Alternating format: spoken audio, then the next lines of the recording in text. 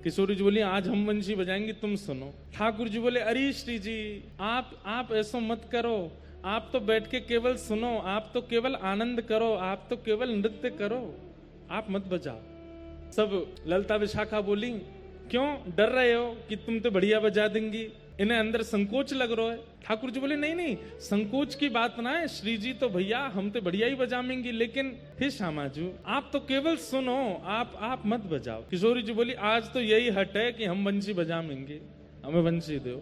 ठाकुर जी बोले अरे नहीं स्वामिनी जी आप तो विराजी रहो, आप तो बस श्रवण करो।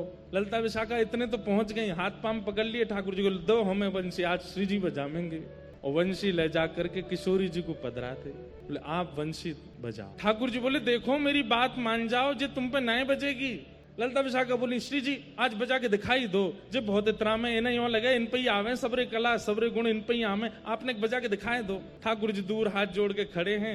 यहाँ किशोरी जी ने जैसे ही अपने अधर पर वंशी धारण करी, अपने कोमल उंगलियों से जैसे उसके छिद्रों को आच्छादित किया, और जैसे ही प्राण पिरोए वंशी में, बजे ही नहीं। खूब फूंक मार ली, खूब स्वर दे दिए, लेकिन वंशी बजे ही नहीं।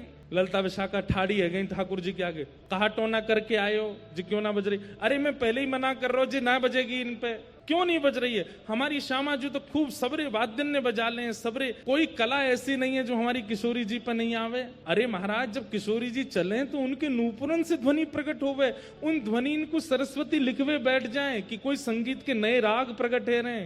आपकी वंशी नहीं बजेगी उनसे, क्यों नहीं बज रही है, या के पीछे रहस्य बताओ। ठाकुर जी बोले पहले मुंह को पधराओ फिर बताऊंगा। जैसी वंशी पधराई तो ठाकुर जी बोले हे श्यामाजू आप जब वंशी नाद कर रही तो कौन को चिंतन करके बजा रही बताइयो। वंशी को स्वभाव है जब तक कोई को चिंतन करके, कोई को हृदय में धारण करके, कोई को प्रसन्न करने की भावना से या में स्वर फूकोगे तभी ये मधुर बजेगी। आप कौन को चिंतन करके बजा रहे हैं। किशोरी जी बोली अब और कौन है, आप कोई चिंतन करके बजा रहे हैं हम। बोले वही तो बात है, मेरी वंशी अनन्य है। अनन्य मतलब ना अन्य, ये एक की है। या वंशी को मैं जब भी बजाऊं तब आपको चिंतन करके बजाऊं, और मेरी वंशी को ये स्वभाव है कि किशोरी जी के चिंतन के बिना यदि या में कोई प्राण पिरोवे तो ये बजे ना है। हे श्यामाजू आप तो मेरो चिंतन कर रही हो और मेरी वंशी अनन्य है, ये कोई और के चिंतन से बजेगी नहीं। या हमारे आपको भी अगर मेरी वंशी बजानी है तो अपनों ही चिंतन करना पड़ेगा तभी बजेगी, ये नहीं तो नहीं बजेगी।